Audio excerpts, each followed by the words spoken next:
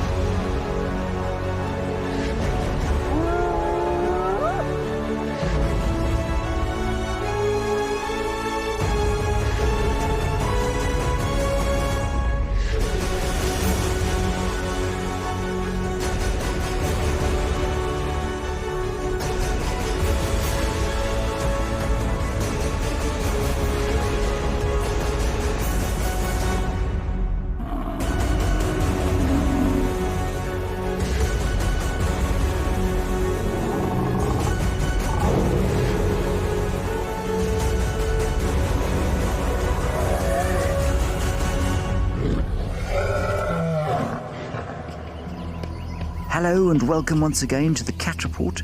Over there, the little prince, Hosana, is resting in a tamboti tree. His belly is full of a nyala cow he killed yesterday in the wet and blustery midday. We were thrilled to see him with such a large prey item because he's been surviving just on squirrels and scrub hares of late, his hunting form rather poor. He's also a bit exhausted because of the hyenas lurking around at the base of the tree hoping for a few scraps. Now, we arrived here when it was still dark. Hosana had stashed his kill in the scraggly branches of another tamboti tree close to here that was too uncomfortable to sleep in. The scavengers harassed him on the ground until, as dawn broke, he moved away from his pantry and climbed into this much more perfect tree. Hopefully, he'll soon decide to go back to his meal in this gorgeous dawn light. While we wait, let's leave this kill for the killing fields of the Masai Mara, where the Great Migration is in full swing. Our river camera managed to pick up an amazing but very brutal scene.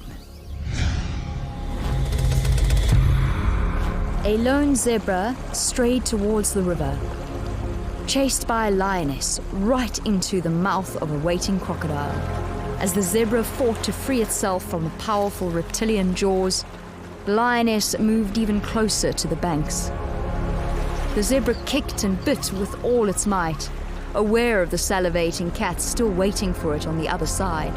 But the lioness soon gave up the wait, as it became clear that the zebra was not going to make it out alive. The zebra was brave and determined to live, wrestling full out with the crocodile's fearsome strength, fighting ever harder as more crocs arrived. A zebra is 1,000 pounds of explosive power, and as its hooves found purchase on the riverbed, the crocs faltered briefly, giving our victim a tiny gap it needed to escape.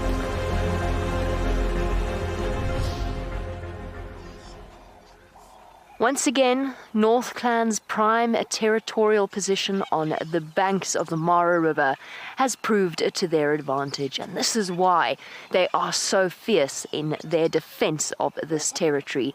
During the few months of the migration, it provides them with a meal almost every single day. We've already mentioned that crossing the Mara River is a gauntlet for the zebra and wildebeest that participate in this migration, and some of them make their way out but grievously injured. And this is what happened. Oh, a hierarchy scrap there.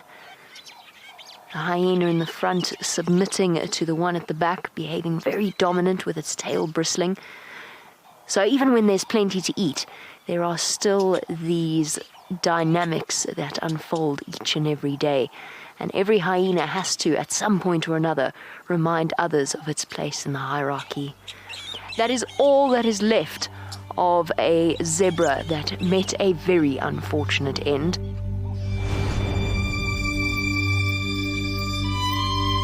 There are times when we struggle to find the words to describe the harshness of nature, and this was one of those times. There was no hope for the zebra. It had pulled free from the jaws of that crocodile, only to stray into hyena territory. But the hyena underestimated the zebra's will to live.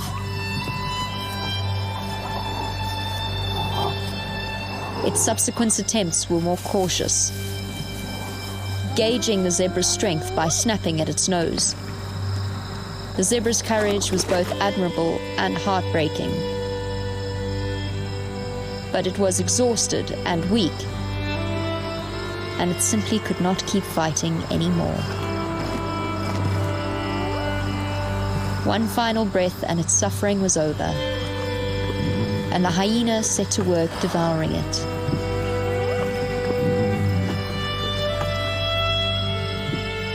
A new day dawned over the Masai Mara, and the golden beauty of the dawn light seemed to wash away the tragedy of the night before. The Paradise Pride have just shown up on the opposite bank of the Mara River. We've heard them roaring all morning, and so have North Clan. And even though they've finished off most of the zebra, they're still a little bit anxious, and they're moving whatever scraps they can away from the lions.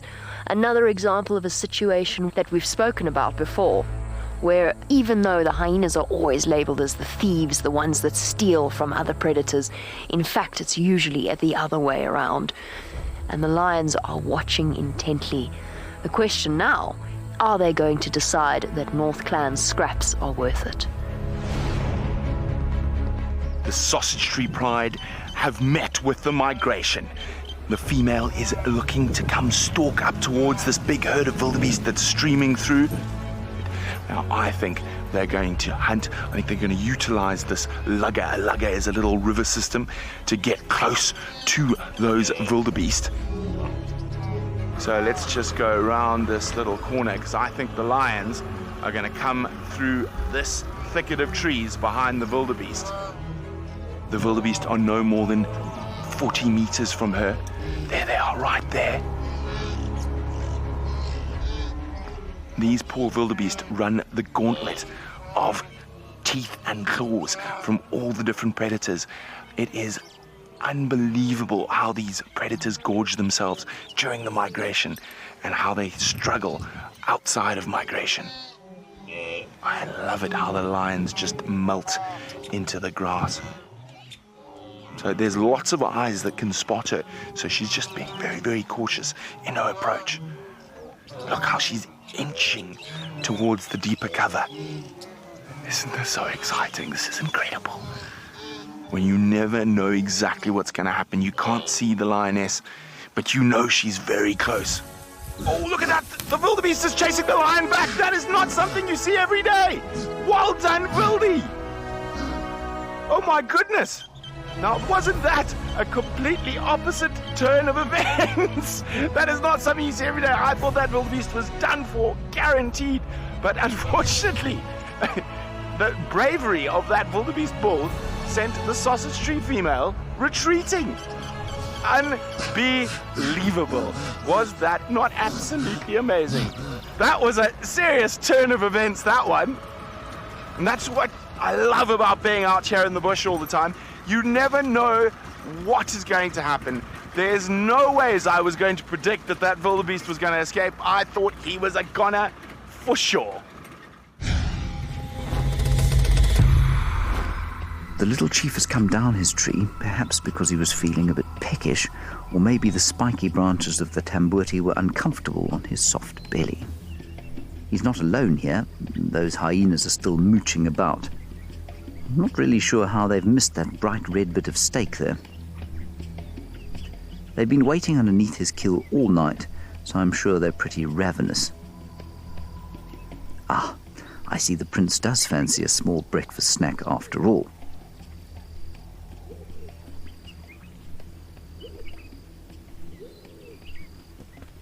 Here come the hyenas.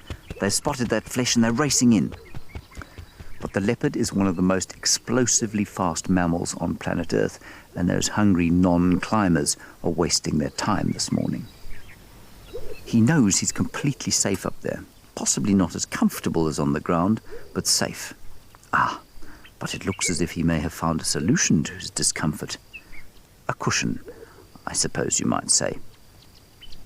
A bit of a smelly, gory, meaty sort of a cushion, but it seems to be doing the job rather nicely. Just the right amount of squishy give and a delicious aroma.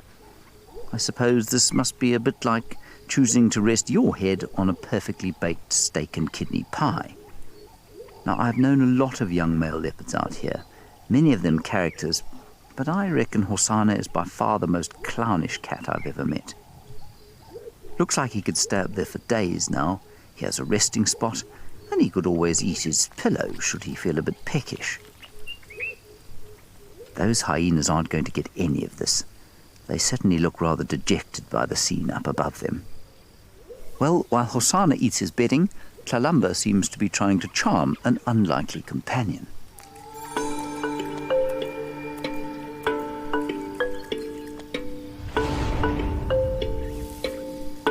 Good morning, everybody, and welcome to a very special scene that we are witnessing unfolding. Thandi and Tlalamba have been so playful this morning. It's been such a joy to watch them. They've been chasing each other around, having lots of games. There's the third spotted cat, so that's Tingana right there. He's going to come and investigate. Hang on, who is this? Thandi and Tlalamba haven't seen him at all. Now, I want to just go to where Tingana is because Thandi and Tlalamba just went over the hill right here. So I want to get to the point where I'm not between any of them, but still be able to watch what's going on from quite high ground. Look at that. That's amazing. So Thandi has just walked up. Look. They're sniffing. How cool is this? And there comes the cub now. Look, there it is. 3 leopards in one frame, guys. That is absolutely insane. We are being very, very spoiled by all of this. Look at the cub. Generally, what you'll find is that male leopards don't play any part in fathering of cubs other than to patrol the territory and to make sure that they scent mark and provide a safe haven for the cub to grow up under the mother's care. But this particular male doesn't seem to mind his cubs all that often. She's about a 10-month-old leopard, and he's about 12 years old. Look at this, they're playing together. She wants to just cuddle up to him and rub up against him like she does her mom. But he's not happy that she wants to play.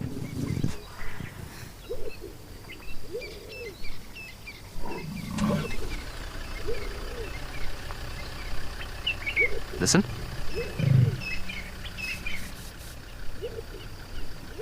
So now you hear that sound that they're making? Especially the little cub. There, that little... That's basically what's called a chuff. Now, a chuff is something that a leopard will do to its cub, or the cub to mom. It's basically a non-threatening talking to one another.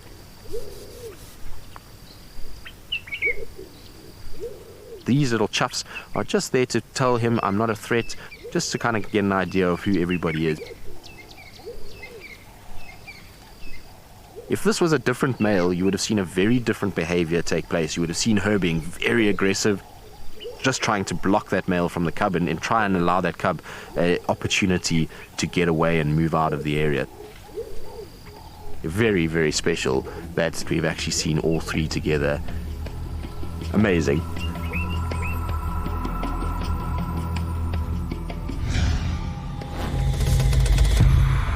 North Clan is still around, but the lions haven't decided to cross, and I can see why. It looks as though wildebeest a little bit further along the Mara River are now streaming out across. This is where we heard some of the other lions roaring from. They're going to run straight into North Clan and the lions. It's going to be absolute pandemonium at the Mara River this morning. Look at them go! But this is the panic and confusion that happens at these crossings. Look, look, look, look, there we go, there's something down there. I think it's a hyena. North Clan is on it once again. This is extraordinary, and this is the Masai Mara in the migration. Dust, panic, fear, confusion, and predators waiting in the wings. The hyenas have come from behind the wildebeest. I don't know how many there are. I left about 20 back in that direction, and one of them is just creating absolute pandemonium with this wildebeest herd. As I said, they capitalize on panic. Where's it gone? There it goes. They're not as fast as a lion at their top speeds, but they have unbelievable stamina, dashing down after them, just waiting for one of them to trip. This is what makes them astounding. A hyena can run and run and run. Look, here they come. They're coming towards us now. That hyena is just going to chase until someone makes a mistake. And it's a battle between two animals with phenomenal stamina, the wildebeest and the hyena. This is where the hyenas are going to start working as a team. This hunt could go on for ages until one mistake is made. Impala looking very confused. And the topi not panicked at all. Okay, we're going to have to move. I don't know where the hyenas have gone. We're going to go and see if we can find them and see if they are successful or not.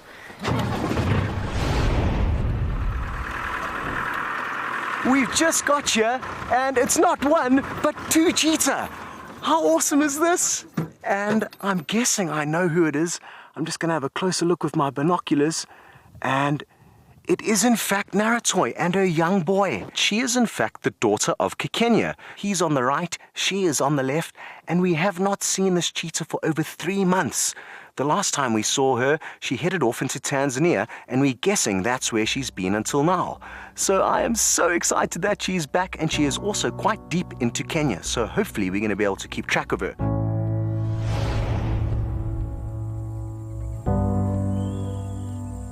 Naratoi is a 4-year-old mother. In August 2017, she gave birth to her first litter. They were 2 little boys. Raising 2 cubs is not easy for a first-time mom, but Naratoi has shown exceptional hunting skills.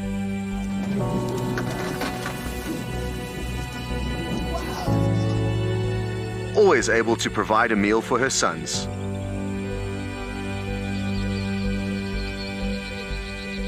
At 10 months old, the 2 male cubs were as playful and energetic as ever, blissfully unaware of the danger around them. She's done her best to pass on valuable hunting skills and teach them essential lessons to help them survive.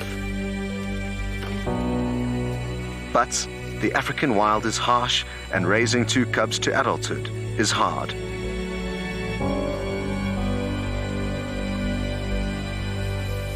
Unfortunately, in May, we found Naratoi with only one of her sons. Throughout the day, they called desperately for him, listening in vain for a response. They searched all the areas they'd visited together over the previous days,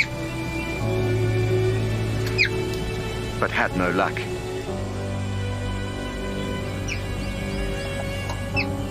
The youngster was desperate to find his brother and companion. No one knows what happened to Naratoi's precious second son. Now, mom and cub only have each other.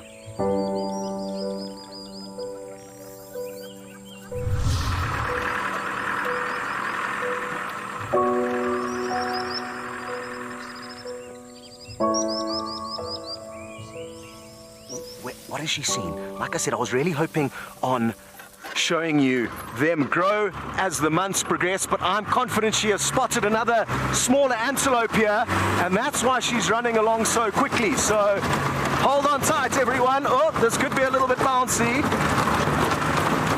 When cheetah run like this, I'm confident it's because she's seen something.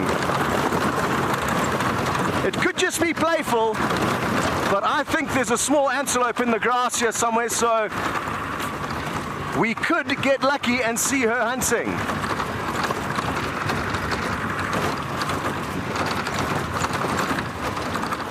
Now you can see the grass is very, very long, so whatever antelope was here could very easily disappear. Oh, there they are, they're impala, and there's a youngster just up ahead. Now that is the perfect prey for Naratoi and her youngster. So I don't think she knows exactly where they are, but I am very, very confident that she did get a glimpse of them from further afield, and she is probably going to spend a considerable amount of time here trying to work out where they've gone. She knows this is an easy meal, but I think for now we can all calm down to a mild panic. My heart is racing.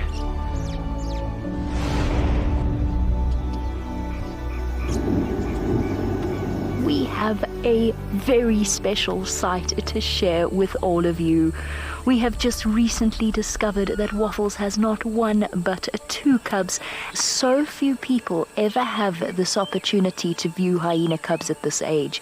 And the fact that we followed them from a week old to now, where they are right on their 3-week birthday, and now they are out and about after the rain. This comes as such an enormous relief to me. I was really, really worried about them. It was pouring with rain last night. The Queen of North Clan and her two little descendants. Look at them, look how tiny they are. Look at this poor cub. It's bath time. Bath time for Mum. Come on, Waffles. You've got to clean all of that wet, sticky mud off of that poor little one. Can still see it shivering. It's trying to keep as close to Mom as it possibly can. Its fur is completely matted. Mom has her work cut out for her. Oh, shame. This cub is so cold. Come on, Waffles. This is a good girl. Keep it warm. Keep moving, little one. Waffles didn't need to go and introduce her cubs to the rest of the clan. The clan has come to her. A sloth bear who up until recently was the youngest member of North Clan and utterly adorable. And even now, those tiny little cubs are learning their place in their hierarchy. That is something absolutely extraordinary, to see a female hyena pick up a 3-week cub and then for there to be 2 of them. It doesn't get better than this. It really doesn't.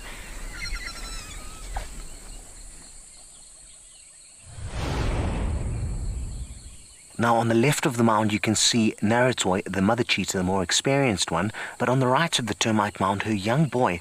It looks like the impala has spotted him. She's looking very, very intently in his direction, but that doesn't mean it's over for the cheetah just yet. That young impala is going to battle to run through this long grass, and we could well see a chase unfold any second now. So be ready to see the fastest mammal on the planet do its thing. The young boy on the right is definitely looking very, very focused, but he is not nearly as experienced and an efficient hunter as his mother. This would actually be the first time I've actually ever seen him leading a hunt. I really hope that we get lucky and see him bring down his first kill, at least that we've ever documented, and it could happen at any moment now. You can see the mother impala is not too sure what to do. She's obviously aware that there's something there, but she's not entirely sure what it is or which way to go. But here it goes. And are the cheetah going to chase? Yes, they are. Here come the cheetah. Full speed.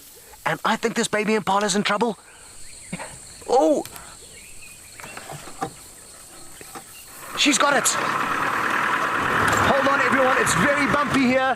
Shame that poor baby impala didn't really stand a chance. She gained up on it so quickly, but this is going to be a very important meal for her and her youngster. To see the fastest mammal on the planet doing its thing and really making that impala look like it was in reverse gives you a good idea of how fast they are. A baby impala by no means is a slow animal.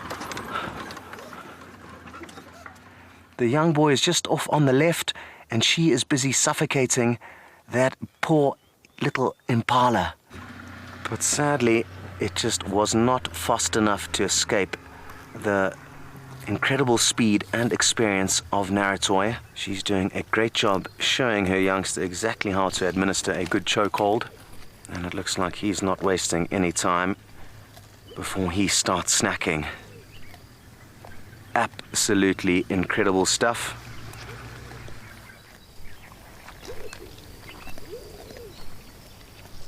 Now, what she's doing now is very clever, and this is the sign of an experienced cheetah. She's getting up and just scanning around to make sure there are no other threats like lion, hyena, even leopard that saw the hunt go down. Cheetah are definitely the weakest of the big cats, and she does need to be very, very cautious in a scenario like this. Well, it seems like Naruto doesn't want her youngster to have too much of this small kill. It's not going to go a long way to feed the two of them. The last time they had a meal was about 48 hours ago, so they're quite hungry now. And again, this little impala is not going to go very far in filling the two of their bellies. Okay, everyone, well, I'm sure a lot of you need a breather after what has been quite a dramatic scene unfolding in front of us, so we're going to send you back to one of the other vehicles and be sure to call you back if any sneaky scavengers come onto the scene.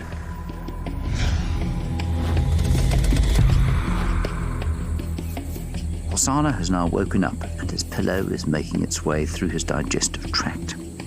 Clearly his head is a little bit itchy and the rough tambuti bark makes for a perfect rubbing post. Ah yes, as is his wont, the little chief seems to get bored quite quickly, and with a hyena lying on the ground in wait, perhaps he has to find some sort of arboreal entertainment. Oh, there he goes. See, I told you he was a bit of a clown. Looks like he might be doing a bit of jungle gymming. Not quite sure what that half-up, half-down pose is. He looks a little confused, perhaps embarrassed. There we go. I suppose you might describe this as play behavior, which might seem odd for a leopard of 2.5 years, but Hosana doesn't seem to have lost the playfulness of his days as a cub. His balance is, well, it could probably do with a bit of improvement.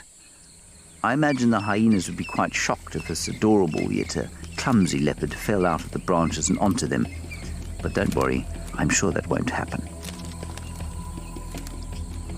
After an episode with Africa's top predators showing us both their brutal and amusing sides, it's time to sign off from this edition of the Cat Report. Join us next time as the cats and hyenas of the Masai Mara in Kenya and the Kruger Park in South Africa enthrall us with their hunting prowess, their family dramas, and their often hilarious antics.